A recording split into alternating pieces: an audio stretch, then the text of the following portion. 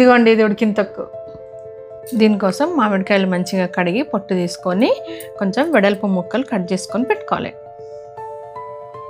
ఇప్పుడు పొయ్యి ముట్టించుకొని పొయ్యి మీద ఒక కుక్కర్ పెట్టుకొని కొద్దిగా నూనె, ఇందాక మనం కట్ చేసుకున్న ముక్కలు వేసుకొని ఒకసారి కలిపి పైన ఒక మూత పెట్టుకొని కొన్ని నీళ్ళు వేసుకొని పచ్చళ్ళు మగ్గేంత వరకు ఒక 5-6 నిమిషాలు ఉడికించుకోవాలి. చిన్న మంట మీదనే ఉడికించుకోవాలి.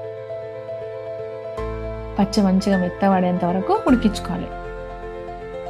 ఈ తొక్కు పోపు కోసము పొయ్యి మీద ఒక కడాయి పెట్టుకొని సరిపడినంత పల్లి నూనె వేసుకొని ఈ నూనె వేడిగా అయినాక కొద్దిగా పోసి గింజలు, కొన్ని జీలకర్ర, కొన్ని ఆవాలు వేసుకొని ఈ పోపు అంతా మంచిగా వేగినాక పొయ్యి ఆఫ్ చేసుకొని గోరువెచ్చగా ఉన్నప్పుడు అల్లం వెల్లిగడ్డ వేసి కలుపుకోవాలి. పచ్చళ్ళు చల్లగా అయినాక ఒక గిన్నెలు వేసుకొని 1 కిలో పచ్చళ్ళకు గాను 100 గ్రాముల కారము, 80 గ్రాముల ఉప్పు, 10 గ్రాముల పసుపు, 10 గ్రాముల జీలకర్ర మెంతుల పొడి, 20 గ్రాముల ఆవపిండి, 50 గ్రాముల వేయించిన నూనె పొడి, 100 గ్రాముల అల్లం వెల్లుల్లి పేస్ట్ నూనెతో పాటు వేసుకొని మంచిగా కలుపుకోవాలి.